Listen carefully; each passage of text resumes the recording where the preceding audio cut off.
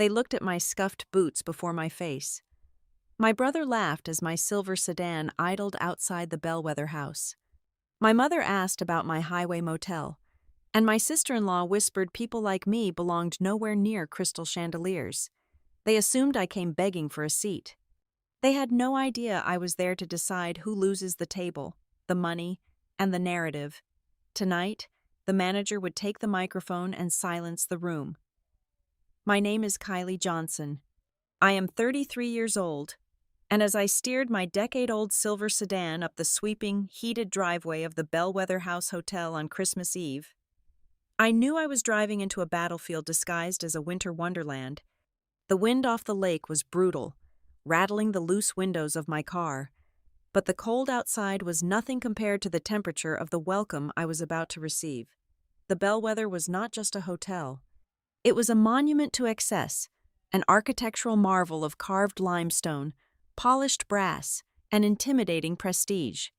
It was the kind of place where fortunes were quietly traded over glasses of scotch that cost hundreds of dollars a pour. As I pulled up to the grand entrance, my rattling engine broke the hushed, expensive silence of the driveway. A fleet of valets in forest green uniforms and tailored winter coats stood at attention. They were accustomed to opening doors for gleaming black Bentleys and silver Mercedes, vehicles that hummed with quiet, insulated wealth. When my battered sedan finally rolled to a stop, the head valet visibly hesitated. He was a young man, but his eyes held the sharp judgment of the elite class he served. His white-gloved hand hovered awkwardly in the freezing air.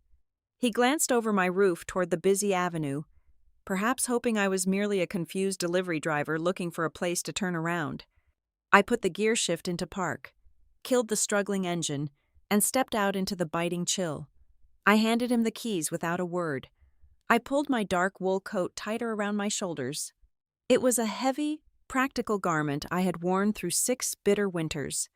The edges of the cuffs were fraying, and the deep navy color had long since faded into a tired, dusty blue after years of cheap dry cleaning.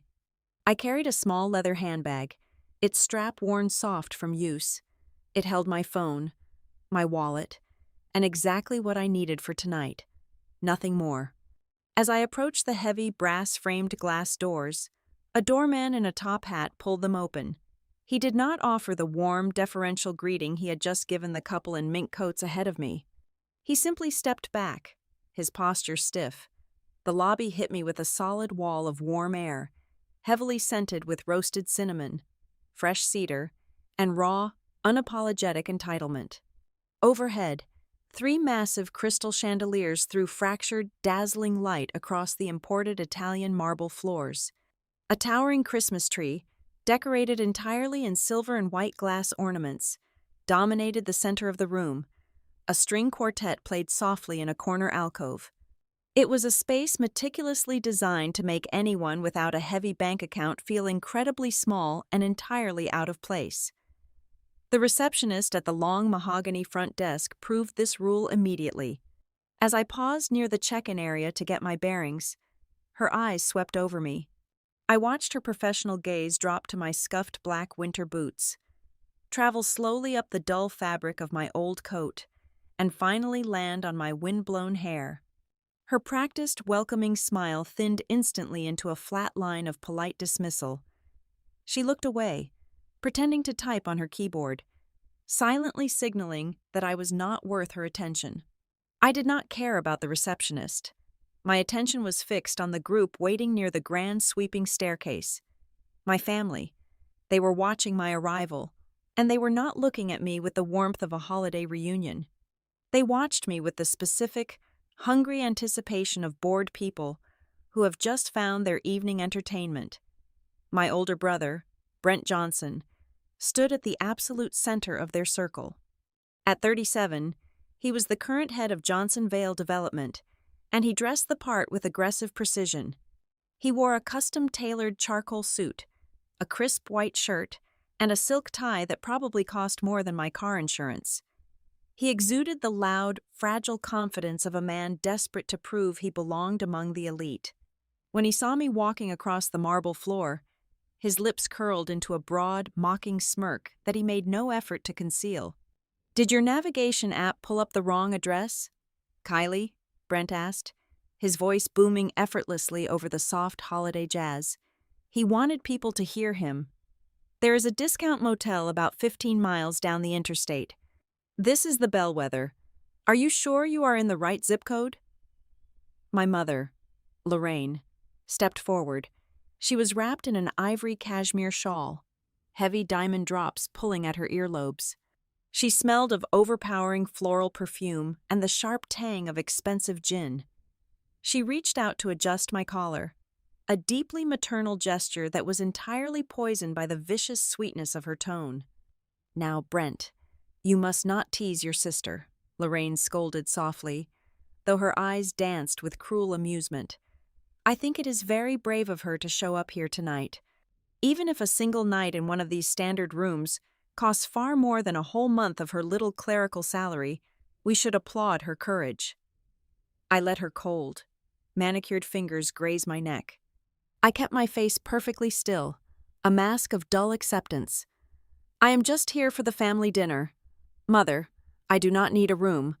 Tessa, my sister-in-law, let out a sharp, chiming laugh that sounded like breaking glass. She was draped in a clinging emerald silk dress, clutching a half-empty crystal champagne flute. She leaned against Brent, her eyes raking over my outfit. "Well, I certainly hope you remembered to bring cash for the valet tip. Sweetie, it is $40 just to park a car here, and you know they do not accept discount coupons." I did not defend my finances. I did not explain that I had plenty of cash, or that my role at Greyhaven's Special Assets Group was light years away from simple clerical work. I offered them the exact reaction they craved: passive silence. I let them have their familiar script. They needed me to be the ragged, failing younger sister, so they could feel like the conquering victors of the Johnson family legacy. Brent turned his attention away from me, sweeping his arm dramatically toward the arched, gilded hallway that led to the private event spaces. He was playing to the room now. "Tonight is about celebrating the new Meridian Spire property deal. I rented the grand ballroom. 250 guests are arriving soon. The biggest investors, contractors, and politicians in the city. I needed everyone to see exactly what Johnson Vale Development is capable of achieving. This hotel, this absolute level of prestige, it is the new standard for us. We are playing in the major leagues now." He kept talking, his voice dripping with self-importance, but I tuned his words out. While he bragged to Tessa and Lorraine, my eyes moved past his broad shoulders, performing a rapid, quiet audit of the grand lobby. I was not blinded by the luxury. I was reading the machinery underneath it. I noted the positioning of the discreet security guards standing near the emergency exits. I counted the waitstaff moving seamlessly between the kitchen corridors and the ballroom entrance. I memorized the layout of the concierge desk and the flow of the guest traffic. Then, I found exactly who I was looking for. Standing near the heavy velvet curtains of the restaurant wing was Adrian Vale, the general manager of the Bellwether House. He stood impeccably straight in a sharp black tuxedo, his hands clasped behind his back, his intelligent eyes surveying the lobby with absolute authority. For a brief second, our gazes locked over the heads of the milling, wealthy patrons. To anyone else in the room, his expression remained perfectly blank, the picture of professional detachment. But for a fraction of a heartbeat, his chin dipped down, a single, barely perceptible nod. It was a silent acknowledgement of a private, ironclad arrangement, a confirmation that everything was in place. I looked away instantly, fixing my gaze on a massive silver ornament hanging from the lower branches of the lobby tree. I made absolutely certain that my brother, my mother, and my sister-in-law caught nothing of that silent exchange. Just then, the heavy glass doors opened again, bringing in a gust of freezing wind and a loud group of Brent's business associates. They were older men in thick cashmere overcoats, radiating wealth and loud confidence. Brent immediately puffed out his chest, stepping away from us to greet them with booming, backslapping enthusiasm. One of the men, a lead investor I recognized from my company files, glanced over at me. He took in my worn winter coat, my scuffed boots, and my silent demeanor. He raised a questioning eyebrow at my brother, clearly wondering why someone who looked like a lost pedestrian was standing with the host of the evening. Brent did not even bother to lower his voice. "Oh, you can ignore her," he said smoothly, making absolutely sure the words carried across the marble floor for everyone to hear. "That is just my little sister. She is a bit too poor for a place like this, but it is Christmas, so we decided to let her tag along for a free meal." The businessmen chuckled politely. Lorraine sighed a long, dramatic sigh of a burdened mother. Tessa smirked behind the rim of her crystal glass, taking another slow sip of champagne. I stood in the center of the glittering, opulent lobby, feeling the heavy weight of their collective contempt pressing down on my shoulders.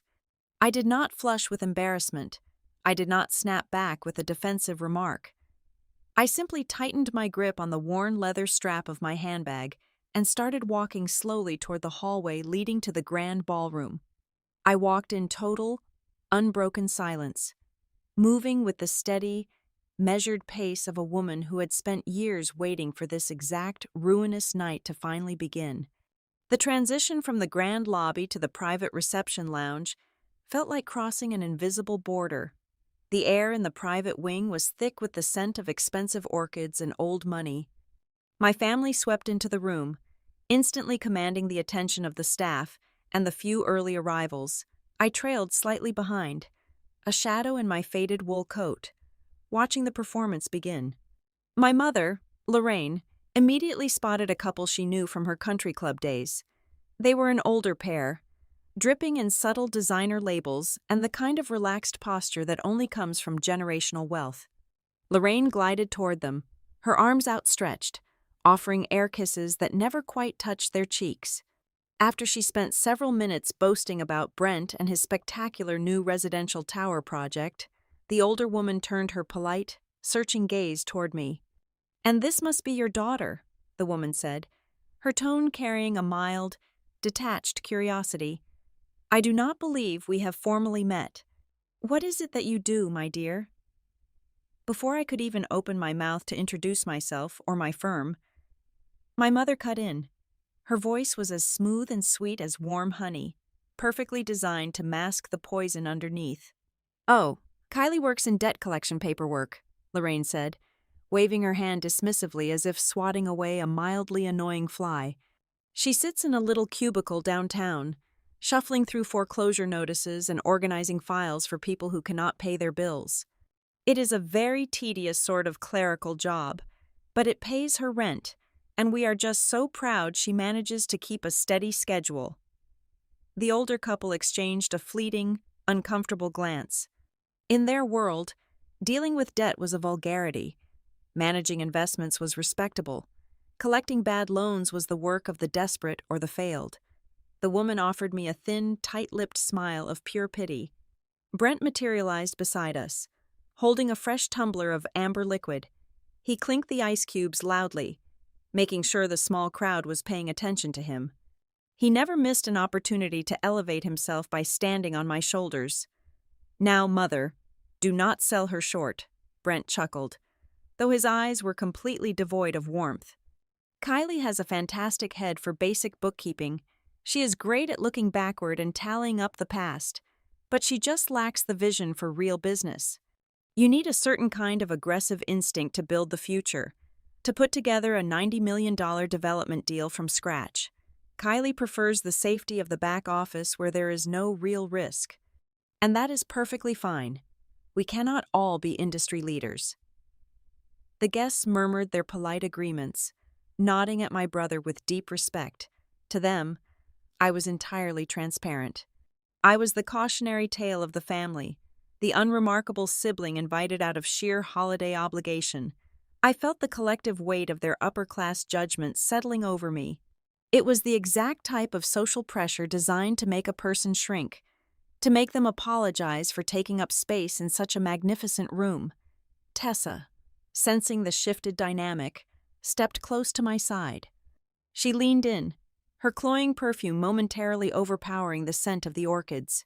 She placed a manicured hand on my forearm, pressing her acrylic nails slightly into my sleeve in a gesture that mimicked affection, but felt like a warning.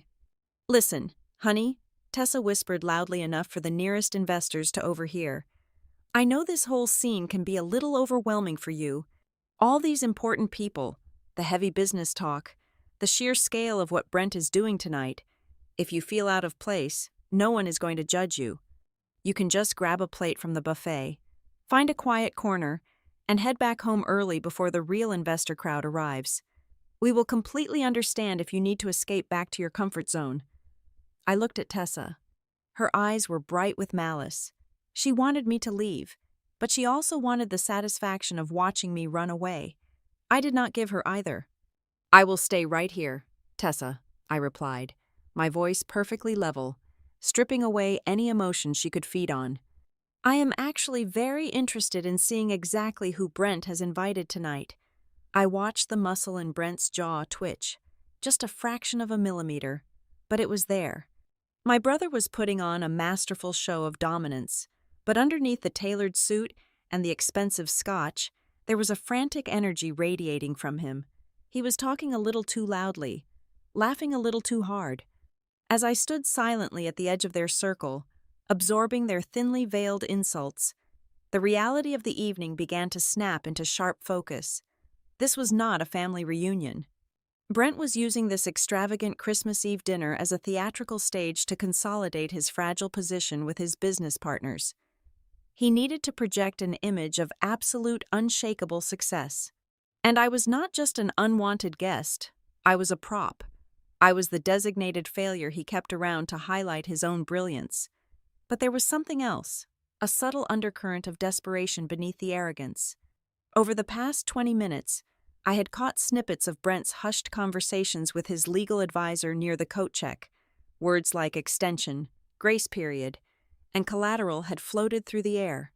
They thought I was too slow to understand, too disconnected to care. They did not realize that I spent my days dissecting the financial ruin of men exactly like my brother. My family needed something from me tonight. They had not invited me simply to mock my boots or my job. There was a specific, calculated reason I was standing in the Bellwether House, but they were stretching out the psychological warfare, waiting for the perfect moment to spring the trap. The hostility in the room felt incredibly familiar. It dragged me back 4 years, to the bitter afternoon in the executive boardroom of Johnson Vale Development. Back then, I was the one running the operational logistics for the massive riverfront commercial park. I had caught the lead contractor substituting grade A steel with cheaper, non-compliant materials. When I brought the evidence to Brent, he did not fire the contractor, he fired me. He manipulated the board, blamed me for the 5-month delay that followed, and painted my strict adherence to the rules as hysterical micromanagement. He had stolen my reputation to cover his own corrupt compromises. I felt a cold tightness in my chest at the memory, a brief flash of the old anger. Lorraine must have noticed the slight shift in my posture, the hardening of my expression. She stepped away from her wealthy friends and cornered me near a towering floral arrangement. "Oh, for heaven's sake, Kylie," Lorraine hissed, dropping the sweet motherly act entirely. Her face was tight with irritation. "Do not do that. Do not put on that sour face. You are always so incredibly sensitive. Brent was only making a harmless joke about your job, and you act as if he stabbed you in the back. You hold on to these ridiculous grudges, and it completely ruins the holiday spirit for the rest of us. For once in your life, can you please just try to be supportive of your brother instead of being so emotionally fragile?" It was her favorite tactic. Whenever they crossed a line, whenever they acted with blatant cruelty, Lorraine would immediately twist the narrative. She weaponized my natural reactions, turning their moral failures into my emotional defects. If I defended myself, I was being difficult. If I stayed silent, I was being sullen. It was a game designed so that I could never win. "I am perfectly fine, Mother," I said, looking her directly in the eye. "I am just taking in the atmosphere. It is a very revealing night." Lorraine frowned, clearly unnerved by my calm demeanor. She opened her mouth to snap another reprimand, but Brent suddenly clapped his hands together, signaling the group to move toward the grand dining hall. As the crowd began to shuffle down the wide corridor, Brent dropped back to walk beside me. The loud, booming persona vanished. He lowered his voice, adopting a casual, almost brotherly tone that immediately set off every alarm bell in my head. "Hey, Kai," he muttered, using a childhood nickname he had not spoken in years. "Listen, I am glad you made it tonight. Truly. And hey, after we finish dinner and the speeches, there is a tiny favor I need from you. My lawyers found an old piece of paperwork from Dad's estate during an end-of-year audit. It is just some outdated compliance form regarding that empty lot out by Cedar Hollow. It needs your signature just to tidy up the family files and close out the fiscal year. We can knock it out in 2 minutes over dessert." He smiled down at me, a perfect picture of casual innocence. I looked at his expensive tie, the sweat gathering at his hairline, and the desperate, hungry look in his eyes. He thought he was playing a brilliant game of chess against a blind opponent. "Of course, Brent," I replied softly, letting my voice sound compliant and naive. "We can look at the paperwork after dinner." He exhaled a quiet breath of relief and jogged ahead to rejoin his investors. I stayed behind, my heart beating with a steady, dangerous rhythm. I knew exactly what was happening now. Tonight was not just a meal, it was an ambush, and they had absolutely no idea that I was the one holding the loaded gun. The corridor leading away from the private reception area and toward the main event spaces was a masterclass in psychological architecture. The ceiling lowered slightly, the lighting shifted from the bright, glaring crystal of the lobby to a warm, intimate amber, and the thick, hand-woven carpets absorbed the sound of footsteps. It made every conversation feel like a closely guarded corporate secret. My family swept ahead of me, drawn toward the booming holiday music and the clinking of glasses echoing from the massive double doors at the far end of the hall. Brent was leading the charge, surrounded by his sycophants, eager to inspect the ice sculptures and the floral arrangements he had supposedly purchased. I stopped walking. I let the distance between us stretch until their loud voices became a muted hum, and they finally disappeared around a gentle curve in the corridor.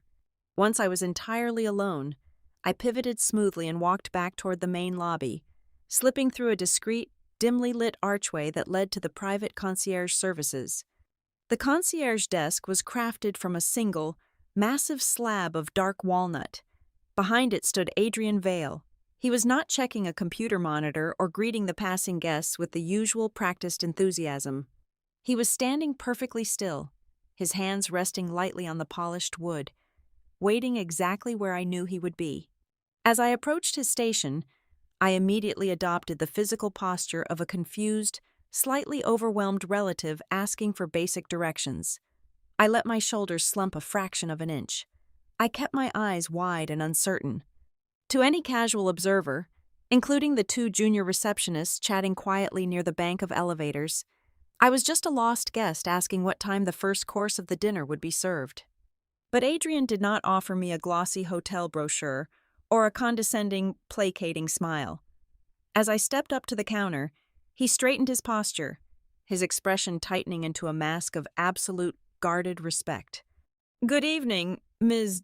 Johnson," Adrian said softly. His voice barely carried over the low, ambient hum of the lobby. The honorific was not the standard, mechanical greeting he gave to the wealthy patrons who tipped him with $100 bills.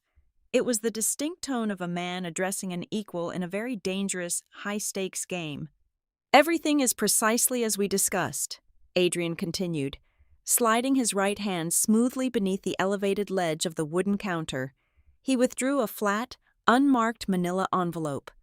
It was no thicker than a few sheets of paper, but to me, it carried the immense, destructive weight of a loaded weapon. He placed the envelope on the counter and slid it forward. His fingers lingered on the edge for a fraction of a second, ensuring no one else was watching us. "The hotel legal team has finalized the administrative hold.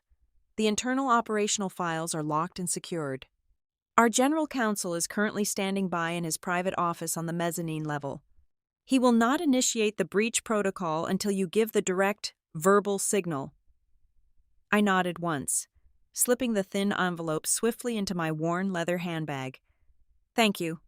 Adrian, how long until the final banking deadline expires? The grace period for the wire transfer ended exactly 2 hours ago, he replied smoothly, his tone devoid of any emotion. His dark eyes flicked briefly toward the hallway where my brother had just vanished. The account is officially delinquent. I walked away from the desk, moving toward a quiet, shadowed alcove near a towering marble pillar, far from the prying eyes of the front desk staff and the security cameras. I unclasped my bag and slid my hand inside. Breaking the adhesive seal of the envelope with my thumb, I pulled out a single sheet of heavy stock paper. It was a printed bank statement directly from the hotel accounting department, stamped across the top with a bright red, undeniable warning label. It was the financial confirmation for the deposit on the Grand Ballroom. The required amount was a staggering $75,000, but beneath the bold numbers, the transaction status read rejected. The electronic wire transfer had bounced due to critical insufficient funds. This was the first invisible thread unraveling my brother's carefully constructed empire.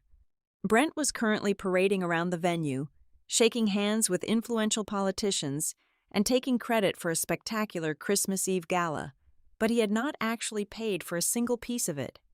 He was operating on an illusion, floating on the arrogant assumption that the Bellwether House would simply bill him later because of his supposedly untouchable status in the city. He had no idea that the Bellwether House was no longer a compliant, eager partner. They were a hostile, deeply frustrated creditor.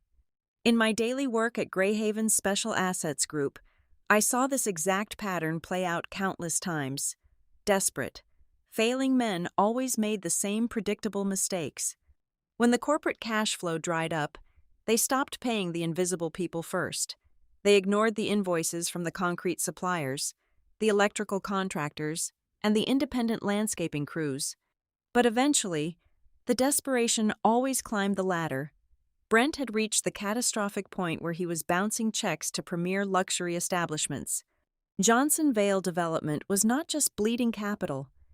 It was actively bleeding out on the polished marble floors of the city's most expensive hotel.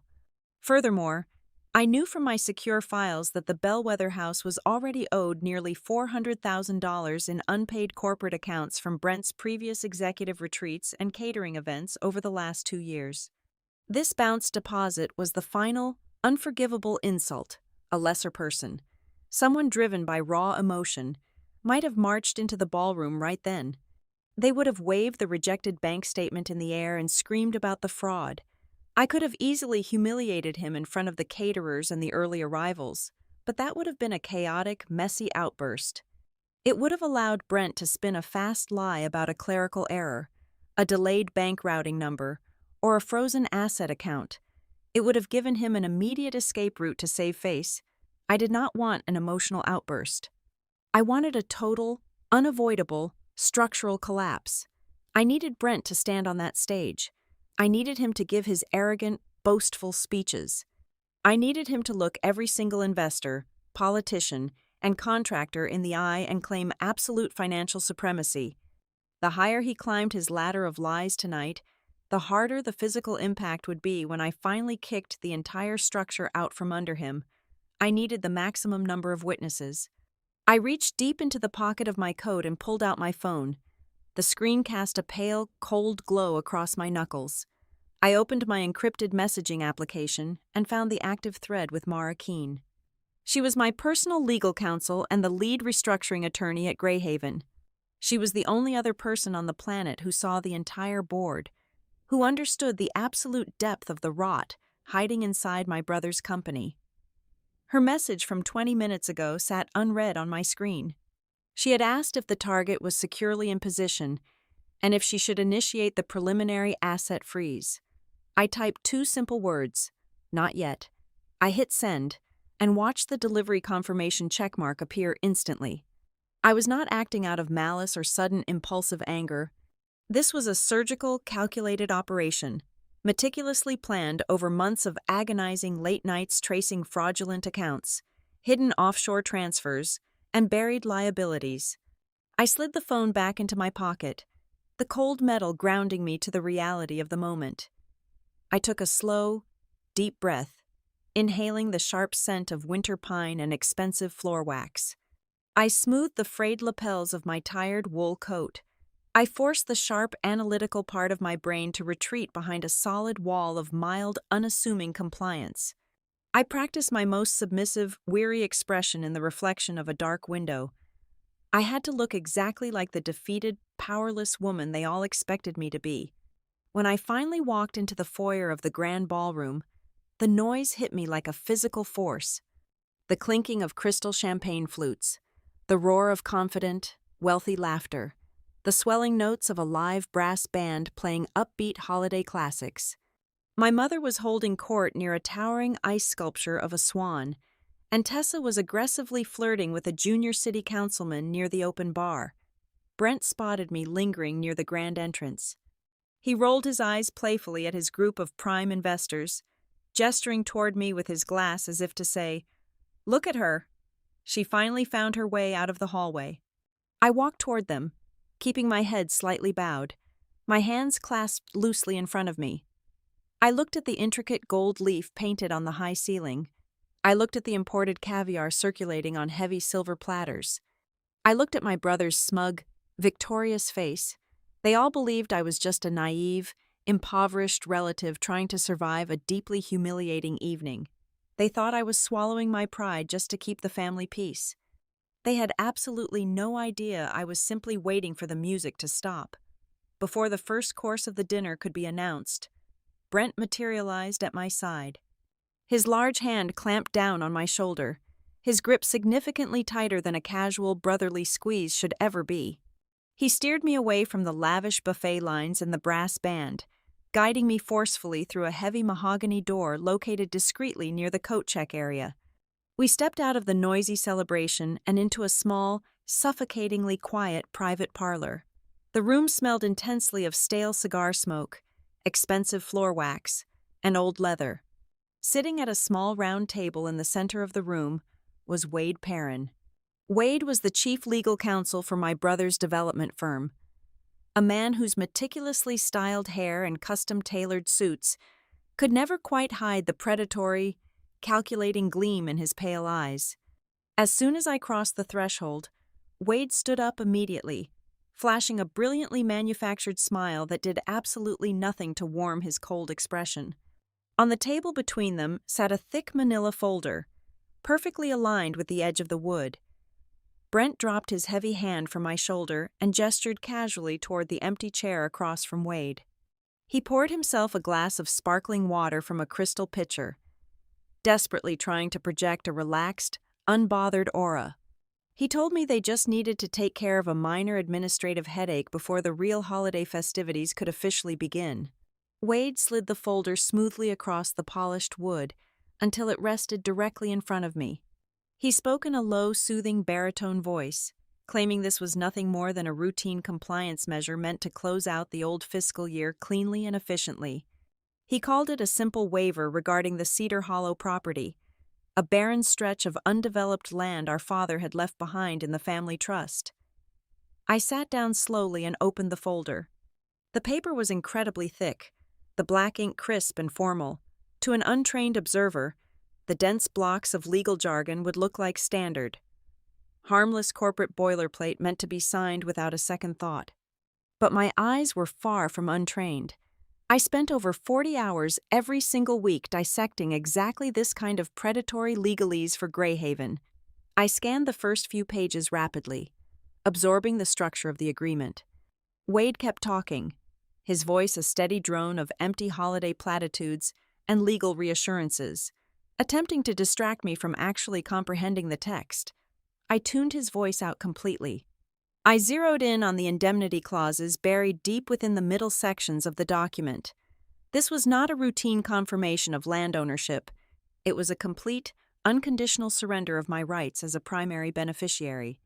The document was maliciously designed to legally detach the Cedar Hollow land from the protected family trust and transfer it directly into the active collateral pool for Johnson Vale development. Cedar Hollow was the absolute last piece of clean, debt-free earth our family name still held. Brent was actively trying to mortgage our final secure asset to breathe a few more weeks of artificial life into his collapsing residential tower project. But the second betrayal hidden within the pages was significantly worse. Tucked away in a dense, deliberately convoluted paragraph near the back was a massive liability transfer. If I signed my name on the bottom line, I would be legally authorizing the total release of my brother from all personal financial guarantees regarding his unpaid construction crews. Any future lawsuits, liens, or bankruptcy claims from the furious plumbers, electricians, and steelworkers would be redirected entirely away from his personal bank accounts and dumped squarely onto the family trust. He was using our dead father's legacy as a bulletproof shield to protect his own luxury lifestyle. The heavy door clicked open, and Lorraine slipped into the room. She had perfectly timed her entrance for maximum emotional impact, acting as the closing mechanism of the trap. She stood directly behind Brent, placing a delicate hand over her heart. Her face twisted into a flawless mask of deep, manufactured sorrow. She spoke in a trembling, fragile whisper, telling me how incredibly hard my brother worked every day, and how much immense pressure he was under to carry the family legacy forward in a difficult economy. She deliberately framed the required signature not as a binding legal contract, but as a fundamental test of my loyalty. She told me that signing the paper was simply a beautiful way of supporting the family during the holy spirit of Christmas. She called it a chance to heal old misunderstandings and move forward together in love. I kept my eyes glued to the paper, letting the heavy silence stretch out in the small room. The longer I sat there without reaching for the silver pen Wade had offered, the more the atmosphere in the room visibly degraded. The confident, booming executive persona Brent had worn so proudly all evening began to crack and peel away. He leaned over the table, his face flushing a dark red, the veins in his neck standing out. His voice dropped the casual, brotherly pretense and adopted a harsh, vibrating edge of pure pleading. He told me the banking executives were being completely unreasonable about his credit lines, that the housing market was just going through a temporary 3-month dip, and that he desperately needed this one minor bridge loan to secure the financial future for all of us. For the very first time in my entire life, I heard raw, unfiltered panic echoing in my brother's voice. He was no longer commanding me. He was begging me. I knew I could not flatly refuse him right then and there. A hard, definitive rejection would send him into a defensive, unpredictable frenzy. He might try to forge my signature, or Wade might find a different, more destructive legal loophole before the night was over. I needed them to remain docile. I needed them to firmly believe they still had plenty of time to execute their plan. I slowly looked up from the document, adopting a slightly overwhelmed, profoundly confused expression. I pushed the folder back across the table, moving it just an inch away from my chest. I told them the legal language was simply too dense and complicated for me to understand after a long, exhausting drive. I said I needed to take the paperwork back to my apartment and read it over a quiet cup of coffee the next morning, promising faithfully to drop it off at Wade's downtown office right after the holiday weekend concluded. Brent looked absolutely furious, his jaw clenching so tight I thought his teeth might crack, but Wade quickly placed a calming, restraining hand on his forearm. Wade shot Brent a sharp, warning look that clearly communicated they should not spook a nervous target right before the trap finally closed. Wade smiled his oily, reassuring smile at me and agreed smoothly, saying there was absolutely no rush. So long as the paperwork was signed and delivered by the end of the current week, they were completely arrogantly convinced that my hesitation was born of simple intellectual inadequacy, rather than strategic, calculated awareness. I stood up slowly, picking up the folder and holding it tightly against my chest, and walked out of the parlor. I did not return to the loud, crowded ballroom. Instead, I walked straight down the plush hallway and slipped unnoticed into the luxurious ladies' lounge. I locked the heavy oak door firmly behind me, ensuring I was completely alone. I laid the document flat on the pristine marble counter next to the gold-plated sinks. My hands were perfectly steady, devoid of any adrenaline shakes. I pulled out my phone and took perfectly clear, high-resolution photographs of every single page, focusing carefully on the liability transfer clauses and the collateral assignment paragraphs. I attached the dozen images to an encrypted email server and sent them directly to Mara Keene and the senior restructuring team waiting at Greyhaven. I turned on the faucet and washed my hands, the freezing cold water chilling my skin and sharpening my focus. I looked up at my reflection in the massive, brightly lit mirror. My dark wool coat was still visibly worn. My boots were still scuffed from the salt on the roads.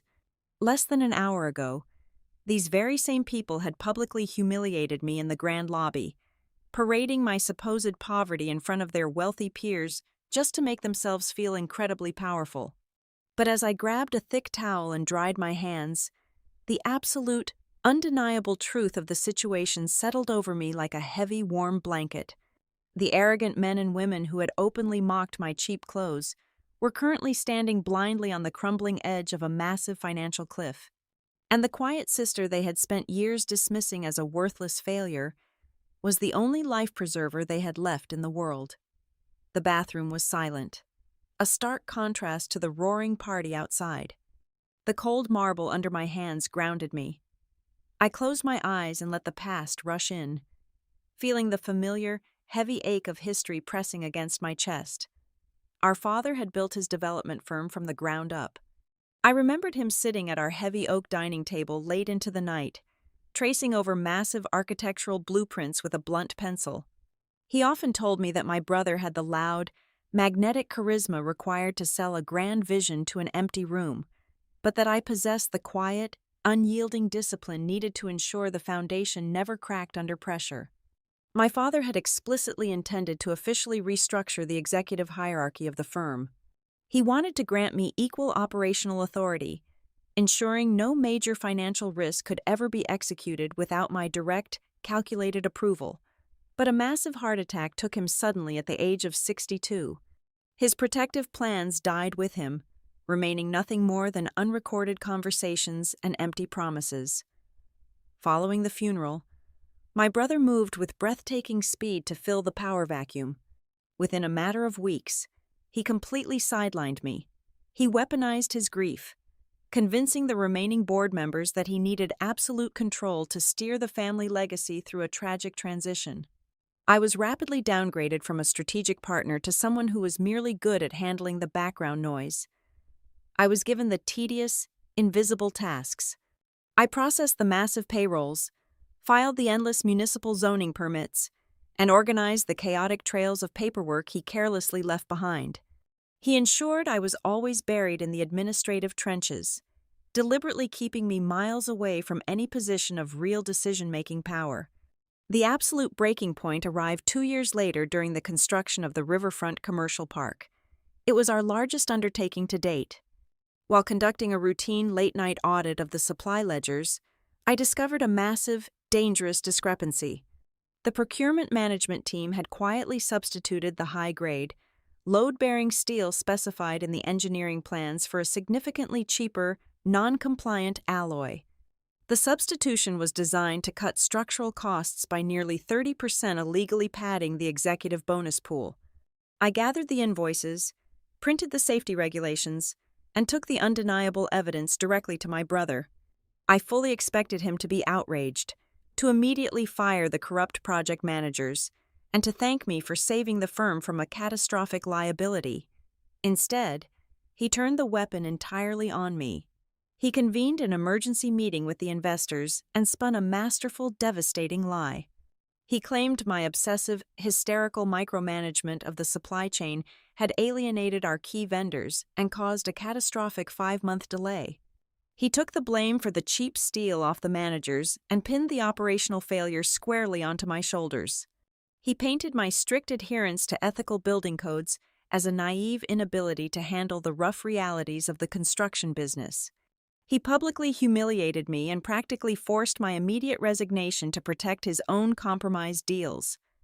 My mother and my sister-in-law eagerly embraced his fabricated narrative. They framed my departure as a tragic, embarrassing inability to handle high-level corporate pressure. When I eventually secured a new position at Greyhaven's Special Assets Group, they openly laughed at the career move. To my family, I had given up the prestige of real estate development to become a glorified debt collector wearing a cheap department store suit. They viewed my daily work as a depressing, lower-class failure. They had absolutely no comprehension of what my new reality actually entailed. At Greyhaven, we did not waste our time making phone calls to harass people over unpaid credit cards. We performed complex corporate autopsies on failing commercial empires. We dismantled bankrupt organizations, liquidated toxic real estate portfolios, and restructured massive, defaulted commercial loans. That job was a brutal, unforgiving forge. It trained me to strip away the glossy marketing brochures and see the absolute, naked truth of a business. I learned how to read the silent panic hidden deep inside a restructured credit line. I learned how to spot the fatal arrogance buried inside a personal guarantee clause. Greyhaven taught me how to read a man's impending ruin by simply tracing the desperate, erratic path of his unpaid invoices. 7 months ago, the regional commercial bank that held the primary construction loan for my brother's company unexpectedly collapsed under the weight of bad investments. The government regulators stepped in, and the bank's entire portfolio of distressed assets was quickly auctioned off to the highest bidder. Greyhaven aggressively purchased the largest bundle of those failing loans. I was sitting quietly at my desk on a rainy Tuesday morning when the newly acquired digital files landed in our internal system. I opened the master ledger and stared at the bold black letters flashing across my screen. Johnson Vale Development. I did not hesitate. I immediately walked into my managing director's corner office and filed a comprehensive, transparent conflict of interest disclosure. I laid out my exact blood relation to the chief executive officer and detailed my bitter history with the firm. I fully expected to be walled off from the account completely, assigned to a different portfolio for ethical reasons. But Greyhaven did not operate on sentiment. They operated on surgical efficiency. The executive board reviewed my disclosure and made a calculated decision to retain me as a confidential, special advisor on the account. They recognized that absolutely no one else at the firm possessed my intimate, granular knowledge of the foundational family assets, the complex historical contractor relationships, and the deeply buried original trust documents. For the past 6 months, I had been quietly, methodically tearing my brother's empire apart from the inside out. Late into the night, long after the rest of the office had gone dark, I sifted through thousands of pages of financial disclosures, tax returns, and vendor contracts. The deeper I dug into the files for his new Meridian Spire Residences project, the more horrifying the reality became. My brother was not simply experiencing a temporary cash flow problem due to a sluggish housing market, as he constantly claimed. He was running an incredibly reckless, desperate shell game. He was illegally pulling reserved funds from older, incomplete projects to aggressively pay off the most threatening lenders on his new tower. He was systematically hiding critical structural engineering flaws from the city inspectors just to pass the preliminary assessments and secure the next tranche of funding. Worst of all, he was entirely abandoning the independent subcontractors, the hardworking plumbers, the specialized electricians, and the local masonry crews had not seen a single paycheck in nearly 4 months. He was building his shiny, arrogant masterpiece on a crumbling foundation of complete financial fraud and human exploitation. Staring at my reflection in the brightly lit mirror of the Bellwether House ladies' lounge, the separate, fragmented pieces of my life finally locked together into a single, undeniable weapon. My family truly thought I had driven my rattling 10-year-old sedan to this extravagant Christmas Eve dinner out of some pathetic, lingering desire for their validation. They believed I was desperate to prove I was worthy of a seat at their wealthy, crystal-covered table. They thought I would blindly sign away our father's last clean asset just to buy a fleeting moment of their toxic affection. They were completely wrong. I did not come to this hotel to wear a designer dress or to engage in a petty argument about my career choices. I did not come to prove that my bank account could ever match the hollow numbers in theirs. I came here to end a brutal decade of being silenced, dismissed, and used as a convenient scapegoat for their endless failures. I came to deliver a truth so absolute, so thoroughly documented by cold financial facts and legal statutes that none of their cruel jokes, manipulative tears, or loud lies could ever bend it again. The quiet, compliant sister they had thrown away years ago was gone forever. The woman standing in this hotel was the architect of their impending ruin, and I was finally ready to tear the building down. I slipped out of the ladies' lounge and bypassed the busy main corridor, taking a narrow carpeted hallway reserved for hotel administration. It led directly to the executive business lounge on the mezzanine level. The space was dead quiet, dimly lit by brass reading lamps and smelling of rich espresso. Sitting at a secluded corner table overlooking the dark winter street below was Mara Keene. She wore a sharp, unyielding black suit, her laptop glowing brightly against the polished wood. She did not look up as I approached, merely sliding a thick, leather-bound folio across the table toward my empty chair. Greyhaven is fully prepared to execute the asset seizure protocols, Mara said, her voice a low, perfectly modulated hum.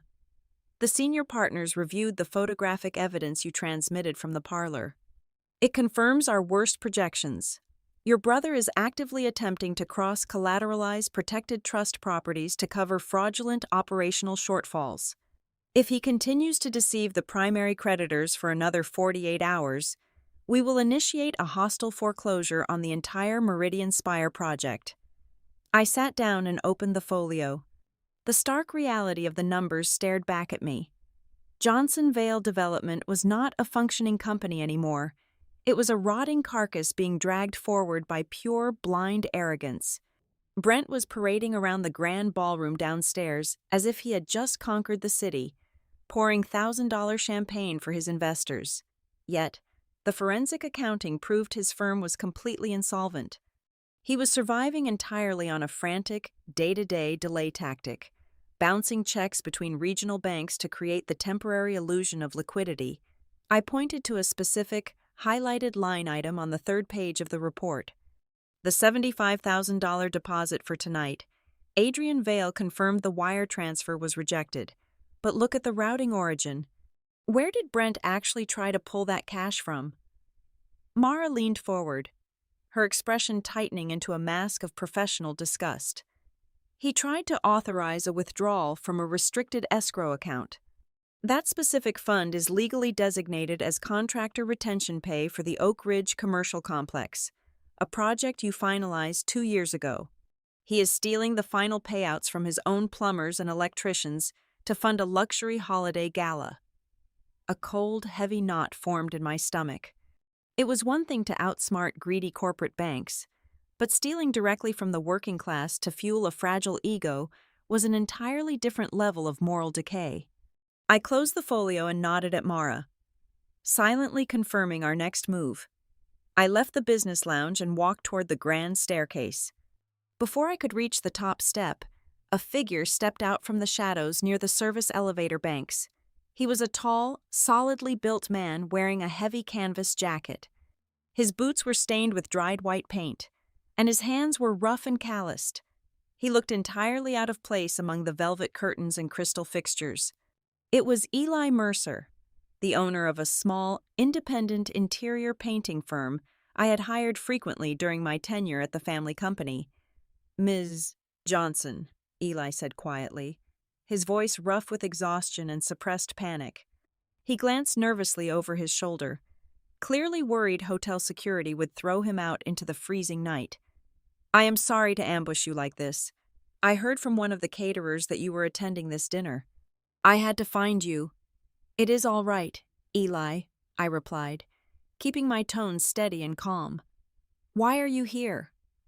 Eli swallowed hard, the muscles in his jaw tight. "Your brother owes my crew for the last 3 months of labor on the Meridian Spire. I have 15 men working under me, good men with families. We finished the interior drywall and primer phases exactly on schedule, just like the contract demanded. But every time I submit the final invoice, his accounting office tells me the check is stuck in processing. Now they are ignoring my calls entirely. Tomorrow is Christmas. 2 of my best guys are facing eviction notices by the end of January if they do not pay their rent. I am pulling from my own savings just to buy their kids winter coats. We are drowning, Ms. Johnson, and your brother is downstairs renting out the entire Bellwether House." I looked into Eli's desperate, exhausted eyes. I did not offer him empty apologies or corporate excuses. My mind immediately cross-referenced his claims with the Greyhaven master ledger I had memorized. He was telling the absolute truth.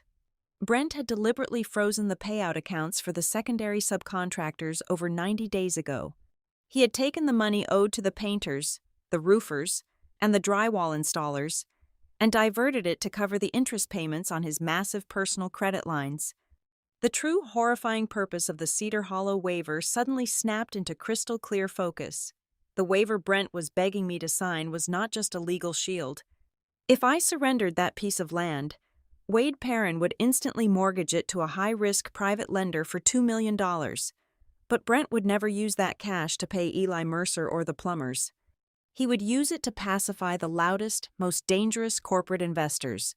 He would use it to buy himself another 6 months of pretending to be a visionary billionaire, while the small, independent businesses he crushed along the way went completely bankrupt. I had spent the last few hours debating whether I could somehow engineer a soft landing for Johnson Vale Development. I had considered ways to restructure the debt, to remove Brent from power, but keep the core company alive for the sake of my late father's memory. But listening to Eli, that lingering sense of family loyalty evaporated entirely. It was replaced by a sharp, icy clarity. I was no longer interested in saving the company. I was only interested in saving the innocent people trapped beneath its collapsing weight. "Go home to your family, Eli," I said softly, looking him directly in the eye. "Do not worry about the eviction notices. You will have your money, all of it." Eli searched my face, looking for a reason to believe me. He must have found it in my unwavering gaze, because his shoulders dropped slightly, a fraction of the heavy burden lifting. He thanked me in a hoarse whisper and slipped quietly back into the service elevator. As I descended the marble staircase and re-entered the bright, noisy lobby, Adrian Vale smoothly intercepted me near a towering floral arrangement. He did not break his stride, pretending to inspect a dropped napkin on the floor as he spoke softly into the air between us. "Your brother is becoming a severe liability to my staff," Adrian murmured, his tone clipped and furious. "In the last hour, he has berated a senior housekeeper to the point of tears because the ice in his suite was not perfectly clear. He demanded 5 complimentary premium rooms for his college friends, claiming his event contract included unlimited upgrades. It does not. He has also charged over $4,000 in premium scotch to a dummy room number, assuming we would just roll it into the final corporate invoice he cannot pay." Adrian stood up, his face a perfect mask of polite hotel management, but his dark eyes burned with silent outrage. Brent was treating the hotel staff like his personal servants, completely unaware that the very people he was insulting were currently holding the keys to his destruction. "Make sure the legal department is ready," I whispered back to Adrian without turning my head. "Lock the doors. Nobody leaves the ballroom until the announcement is made." I walked alone down the opulent hallway toward the grand doors of the dining hall. The music swelled louder with every step I took. The laughter of the wealthy investors echoed off the gold-painted walls. My brother, my mother, and my sister-in-law were waiting for me inside, fully believing they were the untouchable royalty of the city. They thought I was returning to the table to quietly sign away my rights, to sacrifice my future so they could continue their luxurious charade. But I had just made the final, irrevocable moral decision of the night. I would not protect the family name. I would not shield a corrupt man simply because we shared the same blood. If keeping the Johnson name pristine meant actively stepping on the necks of men like Eli Mercer and the hardworking staff of the Bellwether House, then the name deserved to be completely destroyed. I pushed the heavy wooden doors open and stepped into the blinding light of the ballroom, ready to burn my brother's false empire to the ground. Before the heavy oak doors of the ballroom could swing fully shut behind me, my phone vibrated in the deep pocket of my wool coat. It was a single, urgent code phrase from Mara Keene. I stopped dead in my tracks. The blinding lights and roaring laughter of the party were just steps away, but the message required immediate deviation. I stepped backward, letting the doors close, and slipped unnoticed into a soundproofed bridal preparation suite located just off the main foyer. The room was bathed in cool, clinical light. Mara was standing beside a long vanity mirror, waiting for me. She did not have her laptop open. Instead, she held a thick, yellowed envelope sealed with dark red wax. The air in the room felt incredibly heavy, charged with a strange, electric tension. Mara stepped forward and explained that the document in her hands was a dormant, highly classified addendum pulled directly from my late father's original estate files. Greyhaven had secured it during the asset acquisition, but it came with strict, legally binding activation triggers. The senior partners were completely forbidden from opening it until two very specific conditions were met in the real world. First, Johnson Vale Development had to be an active, undocumented default on secondary contractor payroll for over 90 days. Second, the current executive board had to make a documented legal attempt to force me into signing a liability waiver regarding the Cedar Hollow property. Both of those exact scenarios had materialized tonight. The trap my father built years ago had finally sprung. Mara broke the brittle red wax and slid the heavy parchment across the marble vanity. The handwriting belonged to my father. It was sharp, precise, and entirely devoid of the sentimental fluff my mother always preferred. I read the paragraph slowly, feeling the breath catch in my throat. My father explicitly detailed his profound awareness of Brent and his reckless, egotistical approach to business. He knew long before his death that my brother possessed the dangerous capability to build massive towers on foundations of sand. Because of this, my father had deliberately cordoned off the Cedar Hollow acreage. He mandated that this final, pristine asset must never be leveraged to fund vanity projects, cover executive bonus pools, or mask operational failures. It was a fail-safe, a final parachute designed solely to make independent laborers whole or to fund a completely transparent corporate restructuring if the company ever faced legitimate bankruptcy. Then I read the clause that Wade Perrin had spent 4 long years desperately trying to bury: the legal authority to leverage, sell, or transfer the Cedar Hollow land did not belong to the board of directors. It did not belong to my mother, and it absolutely did not belong to Brent. The sole, unilateral power of execution rested entirely and exclusively with me. My father had designated me as the secret, primary co-executor of that specific trust branch. The sheer scale of Wade Perrin's professional deception washed over me.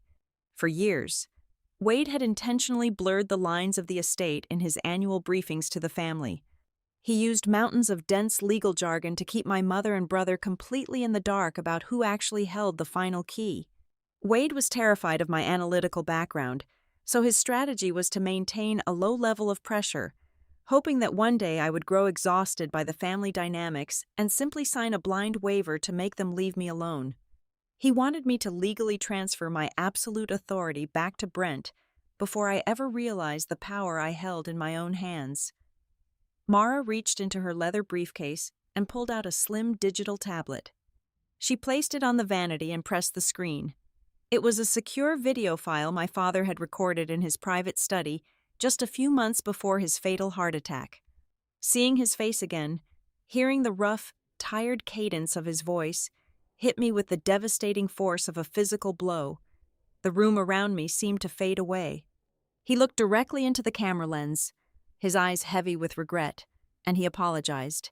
He confessed his cowardice in allowing the toxic family dynamic to continually crush my potential. He stated clearly, with no room for misinterpretation, that I possessed the true architectural mind of the family. He praised my quiet discipline, my risk management, and the unyielding moral backbone that my brother entirely lacked. He admitted he had catered to Brent out of a misplaced sense of traditional pride, but he knew I was the only one capable of surviving a true crisis. Then, his tone hardened into a strict, commanding directive. He warned me not to let familial guilt or soft-hearted compassion become a license for irresponsibility. He told me that if the day ever came when the company was drowning in its own arrogance, I must not throw my life away trying to save a sinking ship. I had to use the power he left me to do the right thing. No matter how much the family screamed or manipulated, a profound, shattering catharsis ripped through my chest. Tears pricked the corners of my eyes, but they were not tears of sorrow or grief. It was the overwhelming weight of belated validation. For a decade, my mother, my brother, and my sister-in-law had systematically gaslit me into believing I was a small, incompetent woman meant only for the shadows. They had mocked my clothes, belittled my career, and treated me like a broken accessory. Now, my father's voice reached out from the grave to shatter their cruel illusion entirely. I was not the weak link in the bloodline. I was the anchor he had hidden away for the exact storm that was raging tonight. A dark, thrilling surge of vindictiveness flared in my veins. A part of me wanted to march out into that ballroom, grab a microphone, and scream the truth into the faces of the wealthy elite. I wanted to humiliate Brent purely for the visceral pleasure of watching his arrogant smile bleed away, but the cold, analytical logic that Greyhaven had drilled into me rapidly cooled my blood. True power was not an instrument for petty, chaotic cruelty. If I simply sought a dramatic, messy vengeance just to satisfy my own bruised ego, I would be no better than the man I was trying to stop. My father would not be proud of a screaming match. The destruction of Johnson Vale Development had to be surgical, absolute, and undeniably just. It had to be about restoring the stolen livelihoods of desperate men like Eli Mercer. Not just winning a family argument. Mara and I stood in the quiet room and finalized the exact sequence of execution. We agreed not to interrupt the dinner service.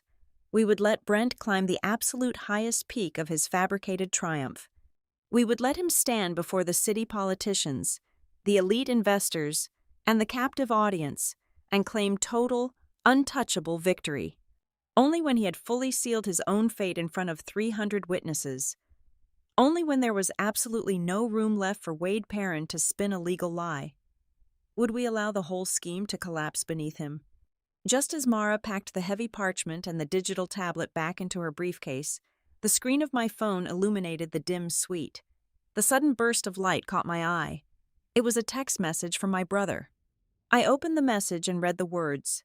They dripped with a toxic, patronizing arrogance that made my stomach turn. He demanded that I hurry back to the main ballroom immediately. He wrote that the first course was clearing out.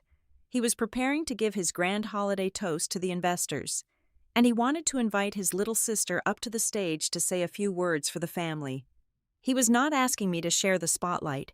He wanted to parade his conquered, impoverished victim in front of his wealthy peers, cementing his role as the benevolent patriarch who tolerated his failures. I did not reply to his message. I locked the phone screen and dropped it into my worn leather handbag.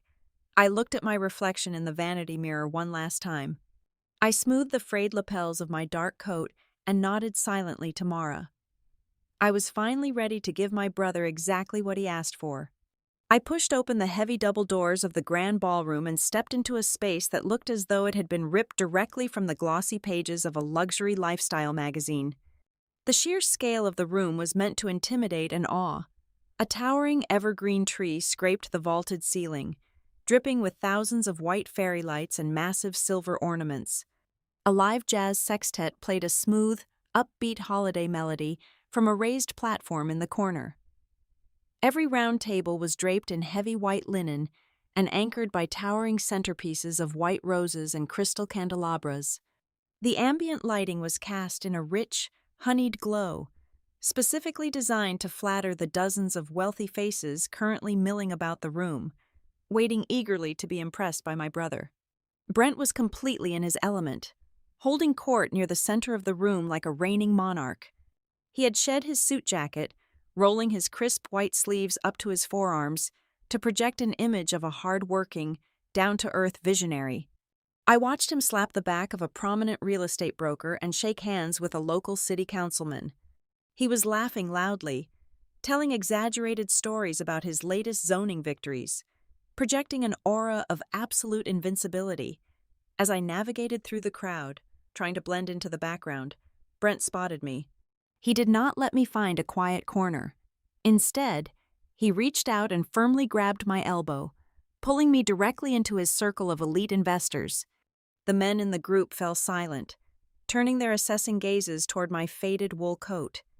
"And here she is, the final piece of the family puzzle," Brent announced, his voice booming over the smooth jazz. He offered the group a wide, entirely artificial smile. "This is my little sister. She works entirely in the grim, difficult world of foreclosure paperwork, dealing with all the messy, failing accounts down in the city. But she still managed to make an appearance tonight just to round out the family headcount." A few of the investors chuckled awkwardly, unsure how to react to the thinly veiled insult. Tessa materialized almost instantly, sliding her arm through his.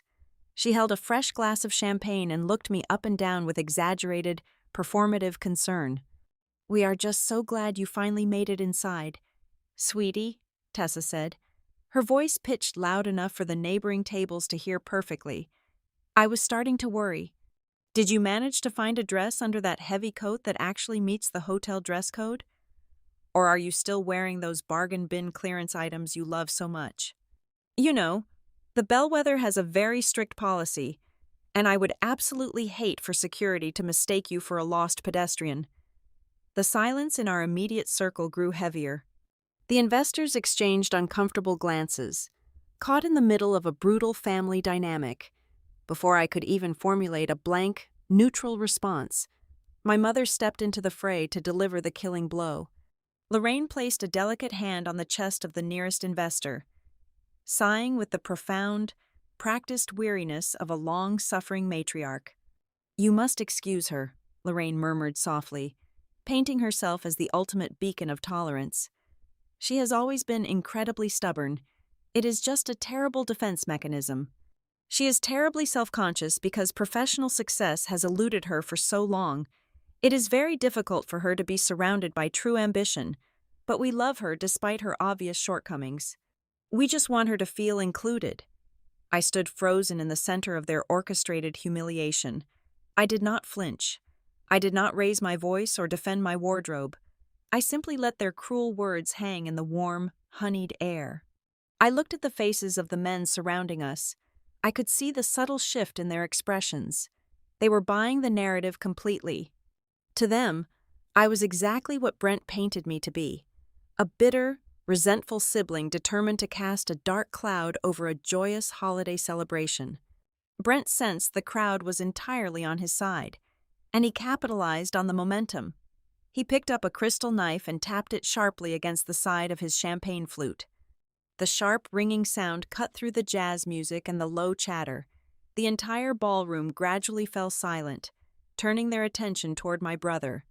"Family, friends, and esteemed partners," Brent began, projecting his voice flawlessly across the massive room. He raised his glass high. "Tonight is about celebrating monumental success, but it is also about family. The journey of Johnson Vale development has not been easy. As the older brother, I had to take the heavy mantle of our father's legacy and drag it into the modern era. I had to carry the immense burden of leadership. My sister chose a different path. She chose to live a very small, quiet life, away from the risks and the triumphs of real estate. And while we may not always see eye to eye, Christmas is a time for forgiveness." He paused, letting the dramatic weight of his words settle over the room. He looked directly at me, his eyes shining with a toxic, triumphant gleam. "So tonight, I ask all of us to simply open our hearts," Brent continued smoothly. "Let us leave our old jealousies behind.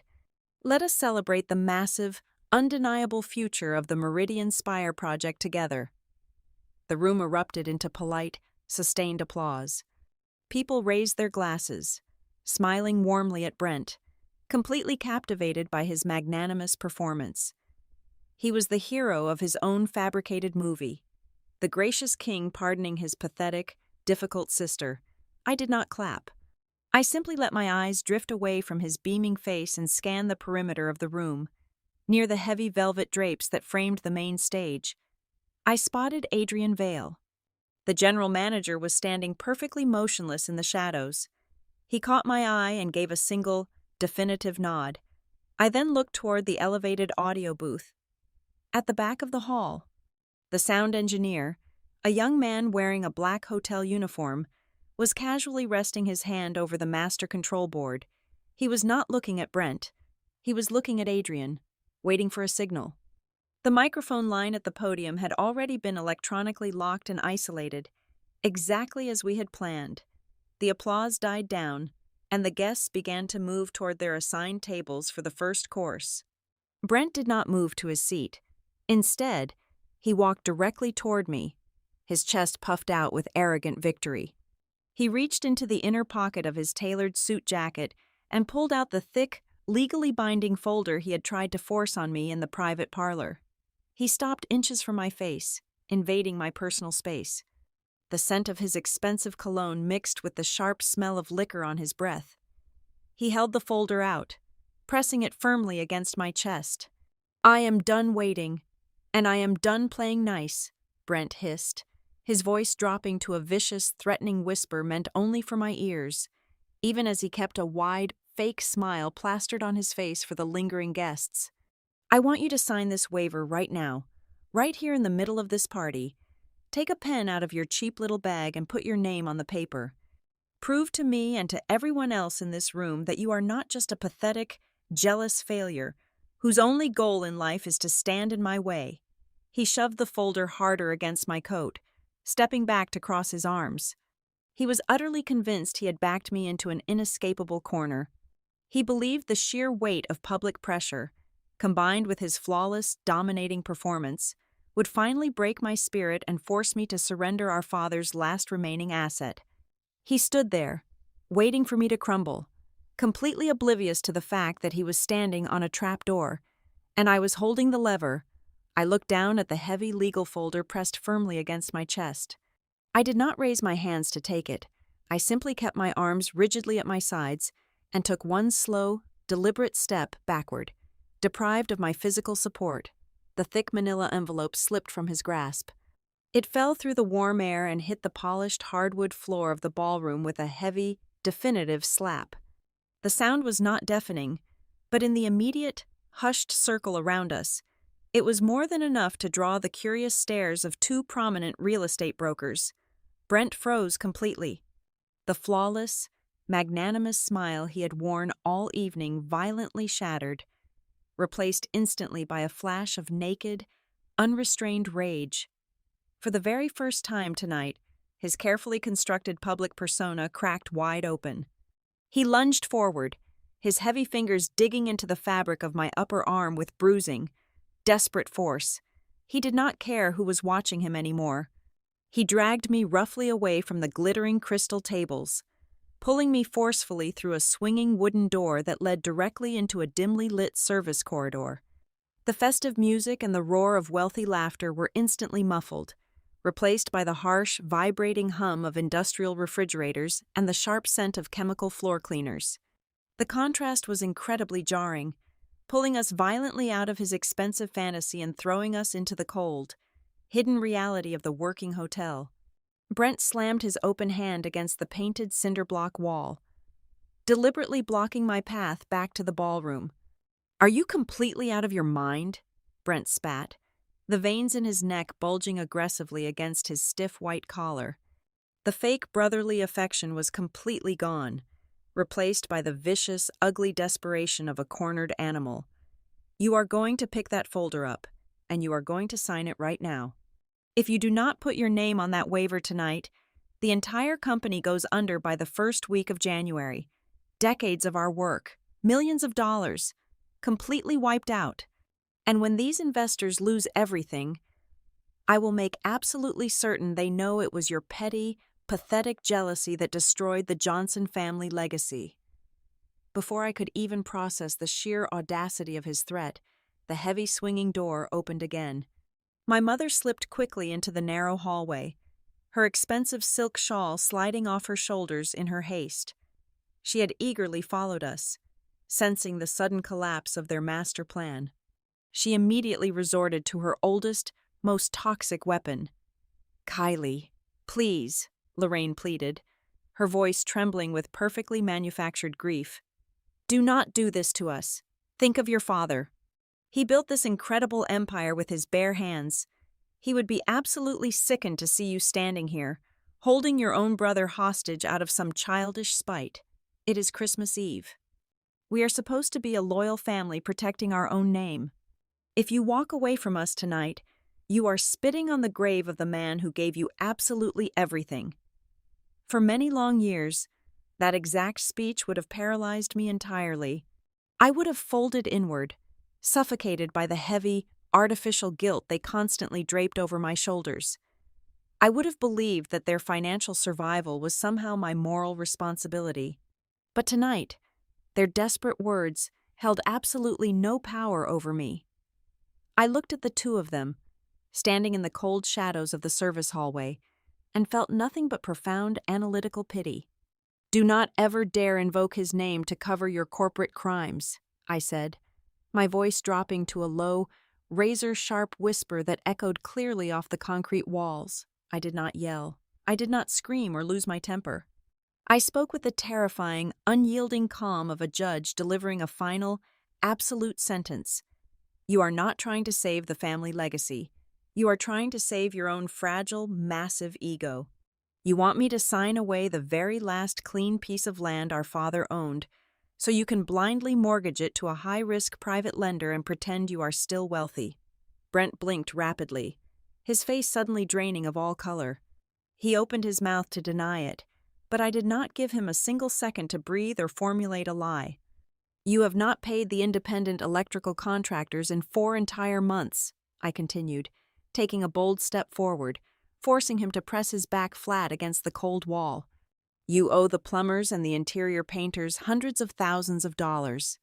You took the exact money you owed to hardworking men who are facing eviction in the dead of winter, and you used it to float the interest rates on your own personal luxury credit lines. And worst of all, you brought our family to the most expensive venue in the city to put on a fake parade of absolute wealth, fully knowing your bank account bounced the $75,000 deposit for that ballroom exactly 2 hours ago. The silence in the narrow corridor became absolute and suffocating. Lorraine let out a tiny, stifled gasp, her manicured hand flying up to cover her mouth in genuine horror. Brent simply stared at me, his jaw slack, his eyes wide with a sudden paralyzing terror. He finally realized I knew the absolute truth, but his arrogant mind still could not comprehend the massive, fatal depth of my knowledge. He thought I had simply overheard a malicious rumor or seen a stray, unpaid invoice left on a desk. He had absolutely no idea I was holding the master ledger of his entire financial existence. I am more than willing to save the innocent people you dragged down into the dirt, I told him, looking directly into his terrified, shifting eyes. I will make sure the drywall installers keep their homes. I will make sure the hotel staff gets paid for dealing with your insufferable, demanding arrogance all evening. But I will never put my name on a piece of paper that legally shields you from the severe consequences of your own fraud. You are entirely on your own. I turned my back on them without another word, leaving my mother and brother standing frozen in the cold, fluorescent light of the service hallway.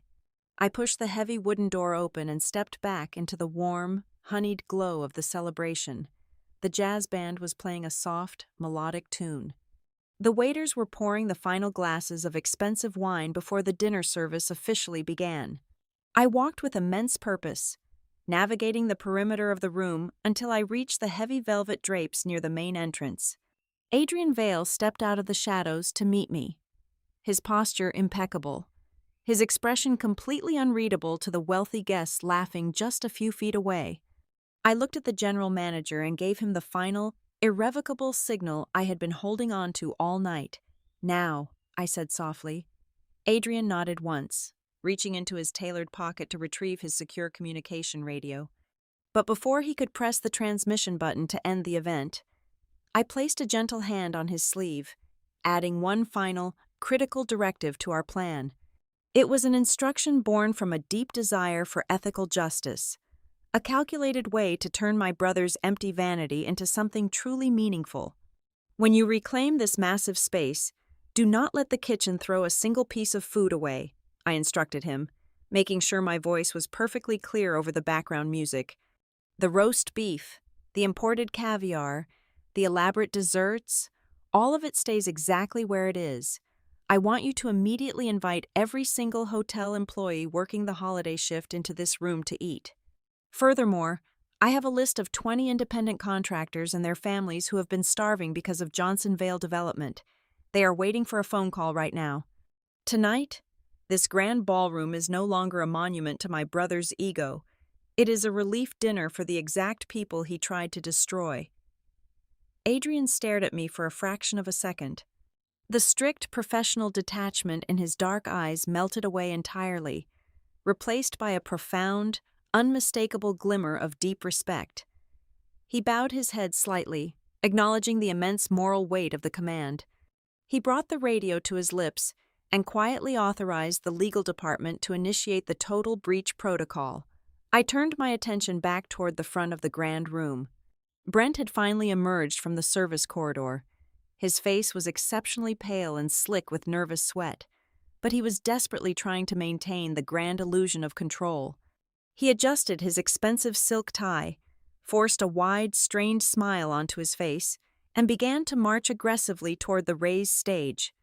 The investors clapped him respectfully on the back as he passed their tables, entirely unaware that the confident man they were cheering for was already a financial ghost.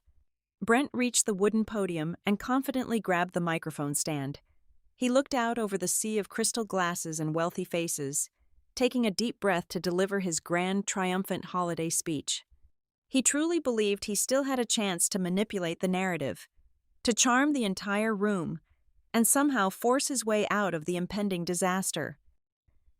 He opened his mouth to speak, leaning eagerly into the microphone, entirely oblivious to the fact that the audio feed was completely dead, and the true master of the house was already walking up the carpeted steps right behind him.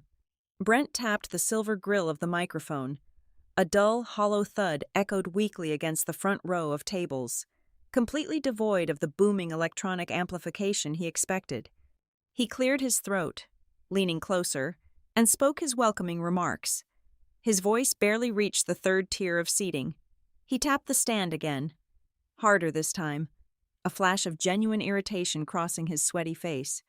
He looked toward the back of the room, waving an angry hand at the audio engineer, demanding immediate service. The engineer did not even blink.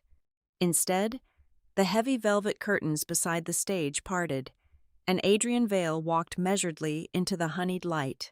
The general manager did not look like a man arriving to fix a technical glitch. He carried a leather-bound clipboard and moved with the undeniable authority of an executioner. He bypassed Brent entirely and stepped up to a secondary, freestanding podium near the edge of the stage. He flicked a switch on the base of his own microphone. A sharp, clear hum instantly filled the massive space, silencing the low murmurs of the confused investors and halting the jazz band mid-note. Adrian looked out over the sea of wealthy faces, his expression perfectly composed. "Ladies and gentlemen, I sincerely apologize for the sudden interruption to your evening," Adrian announced, his voice echoing flawlessly off the high, gold-painted ceilings. "Instead of introducing your first course, hotel administration must issue an immediate, urgent notice regarding the legal standing of tonight's event." Brent froze. The color drained completely from his face, leaving him a sickly, pale white. He stepped toward Adrian, his hands raised in a frantic attempt to stop the announcement, but two broad-shouldered men in dark suits stepped seamlessly out of the shadows. They were the internal hotel legal counsel and head of security. They placed themselves firmly between my brother and the general manager, creating an impenetrable wall. Effective exactly 5 minutes ago, the corporate account for Johnson Vale Development has been flagged for critical violation. Adrian continued, his tone devoid of any sympathy. The initial deposit required to secure this venue was officially returned due to insufficient funds, and the subsequent event costs have been deemed entirely unsecured.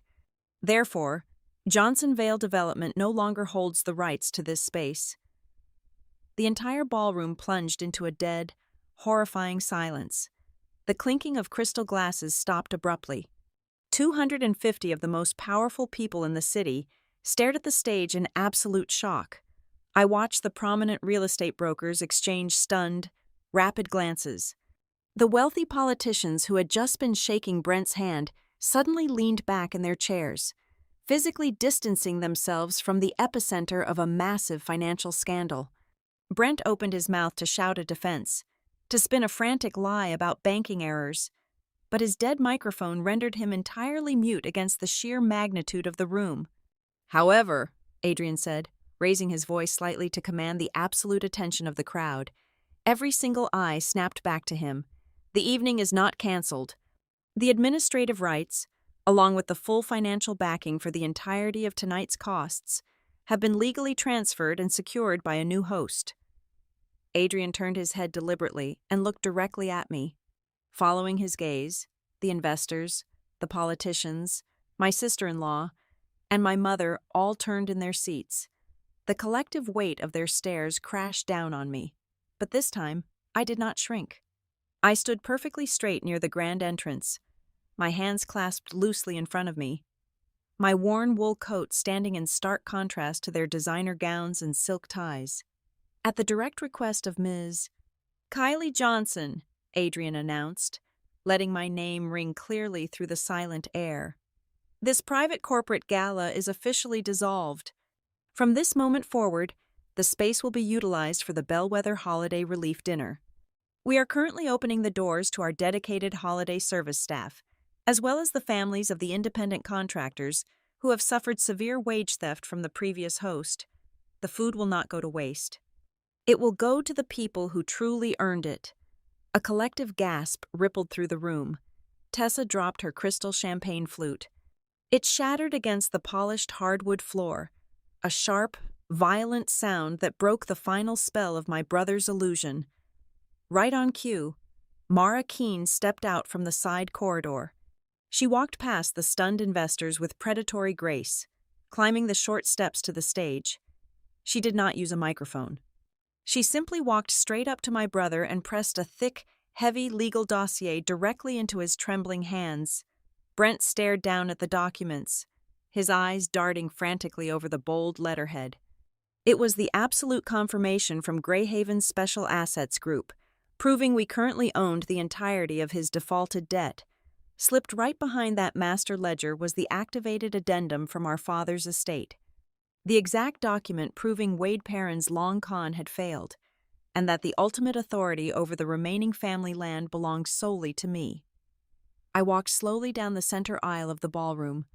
The wealthy guests parted for me instinctively, pulling their chairs back, completely silent. I stopped at the base of the stage, looking up at the man who had spent the last decade trying to convince the world I was nothing. "I am not going to sign the waiver to save your residential tower. Brent," I said. My voice was calm, but the acoustics of the silent room carried my words to every single table. "I am executing my right to liquidate the final trust property, but the capital will not touch your corporate accounts. Every single dollar is going into a heavily monitored escrow fund. It will be used exclusively to pay the drywall installers, the electricians, and the hotel staff you tried to cheat. And my final condition for releasing those funds to save you from federal fraud charges is your immediate, unconditional resignation from the executive board." Brent looked like a building that had just suffered a catastrophic structural collapse. His shoulders caved inward. The arrogant, booming executive was completely gone, replaced by a hollow, terrified shell of a man realizing he had just lost absolutely everything in front of the very people he worshipped. He could not even formulate a sentence. He just stared at the papers in his hands, completely broken. Suddenly, Lorraine rushed forward from her front row table. Tears were streaming down her face, ruining her expensive makeup. She grabbed the railing of the stage, looking down at me with a mixture of raw panic and furious desperation. "Kylie, stop this right now," Lorraine sobbed loudly, trying to weaponize her distress for the audience. "You are destroying our family. You are completely tearing us apart in front of the whole city. How can you be so cruel to your own blood?" I looked at my mother. I felt a fleeting pang of sadness for the woman who cared more about a fake image than her own children. But I did not let it soften my resolve. I did not raise my voice, but I made sure my words cut through the air with absolute, uncompromising clarity. "I am not destroying this family, Mother," I replied firmly. "I am simply refusing to let you use me as a doormat for his arrogance anymore. You built a glass house on stolen money, and you are angry at me because you finally shattered it yourselves." Lorraine stepped back as if she had been physically struck. She looked around the room, desperately seeking sympathy from the wealthy friends she had bragged to just an hour ago. But the elite investors were already standing up, quietly retrieving their coats and moving toward the exits. They wanted absolutely nothing to do with a sinking ship. They walked right past Brent without a second glance. As the wealthy elite filtered out, a different crowd began to cautiously enter the ballroom from the service corridors. I saw the exhausted hotel housekeepers, the valet drivers shivering in their winter coats, and the kitchen staff. Behind them walked Eli Mercer and a dozen other men in thick canvas jackets, leading their wives and wide-eyed children into the warm, honeyed light of the grand space. Adrian Vale immediately directed his staff to seat the new arrivals at the pristine crystal tables. I stood near the towering Christmas tree, watching the room transform. Brent remained frozen on the stage, entirely ignored, a phantom haunting his own ruined party. He had wanted a stage to prove his superiority, and in the end, that was exactly what he got. I pulled my faded dark coat tighter around my shoulders and breathed in the scent of fresh pine and roasted cinnamon. I had not come here to wear a designer dress or prove I belonged in their hollow world. I came to use the power I had earned to rip down a lie and build something real in its place. And looking at the tired, hard-working families finally sitting down to a hot, extravagant meal, I knew my father would have been incredibly proud. Thank you so much for taking the time to listen to this story today. Please let me know in the comments exactly where you are listening from, so we can connect and share our thoughts together. I would greatly appreciate it if you could subscribe to the Maya Revenge Stories channel, like this video, and support me further by hitting the hype button so that this story can reach and be heard by many more people.